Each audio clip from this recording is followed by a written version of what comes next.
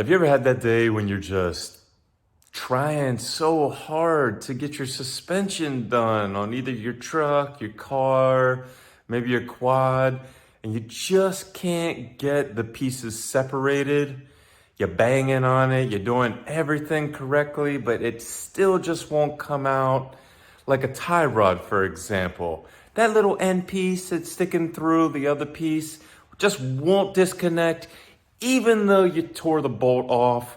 Well, I'm gonna show you a new tool that you can use to separate almost anything. That tool is called a pickle fork. And I had the same problem with my Mercedes-Benz recently. So I'm gonna show you a short video of how I used a pickle fork to get a tie rod out of a stuck knuckle. And you can do the same method with other pieces of your suspension as well. So let's go right down to the tool table and see what's going on.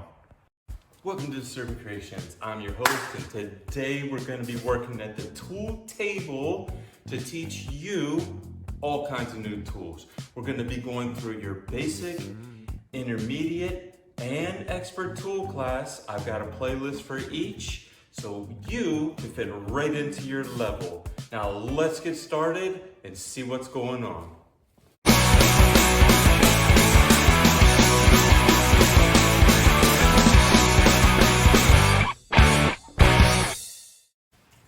So I went and got the pickle fork, and now I'm gonna have to do a class for this. So up in the corner, there will be a little box link to a class for this. And I would say this is also an intermediate class. You should at least know how to use a sledgehammer first, because you have to, and you see how many times I've done it. So let's get right into it. So you're gonna put the pickle fork between the part that you wanna take off and the part you're removing it from. But don't just put it anywhere unless it's already blown out and you know you're replacing it anyway. Like I'm replacing mine, but I'm trying to show you the correct way if you need to do it, and then try to reuse the part. It's hard to reuse these parts with bushings like this that are filled with grease and have a ball joint. Like all of these have a ball joint, but one's called the ball joint. This one's called the tie rod. But so you're gonna try to go the bushing, that's where the grease is, that goes with your part. So you wanna go above that and go into it. Oh, man, I can't really get it on camera. Going on a little ride with me. All right, and just try to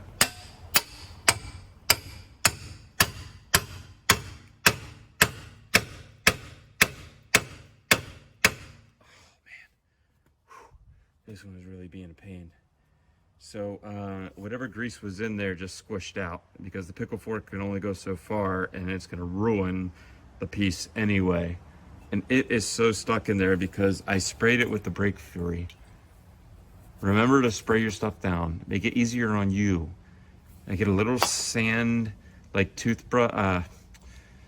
For sanding, I get this little wire toothbrush. I buy them cheap,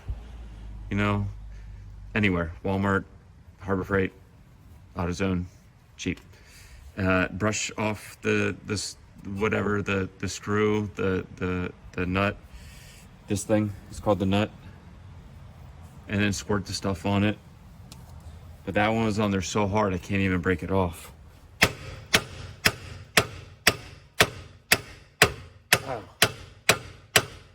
Jesus! All right, so. This one is so damaged, I'm gonna hit it on the top, which I advise you never to do, unless you're to the point where I'm at. Oh. Whew, man. All right, so thank God that didn't explode. Always move your cans away. All right, so this is the grease that keeps the ball moving around inside there. You see how nasty it was, right? So this is the tie rod. So now that we broke it free from here and we broke this nut, we should just be able to turn it and turn it off.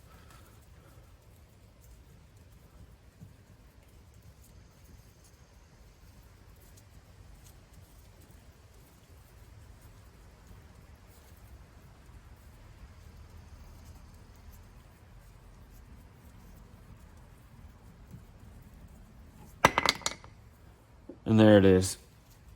So I didn't even count. It was probably like 19 or 20 turns. But you see that this, I'm gonna get a close up of this so you can see what it looks like on this side. But this is the tie rod piece. So you see how this thing moves around? I'm gonna show you what the new one looks like. If your tie rod does this and you're trying to save it, just spend the money. I would rather you get a knockoff one that's new than go around with this, you know? Like if Mercedes is selling this for 100, this is hypothetical now, and you can get an AutoZone one for 50, I would at least go with the 50 new than wait for the 100. This is bad. So as I'm driving, this is holding my tire, and I can feel it wobbling, like it's wobbling. You see that this hand is not moving here. I have it against my knee. This is moving like this much, and I can feel it in my steering wheel, and I feel my tire do. Not good. So if this is wobbling, now it's putting more stress on these other components down here because this isn't doing its job. Now they have to double up like my upper and lower ball joints do. Even my strut, it puts more pressure on everything. That's why if something happens to your suspension like this tie rod, you have to get it done as soon as possible. So I'm gonna I'm gonna throw this out into my scrap pile, take my gloves off and clean up for a quick second. And then I'm gonna grab the new tie rod and show you how it's supposed to look. And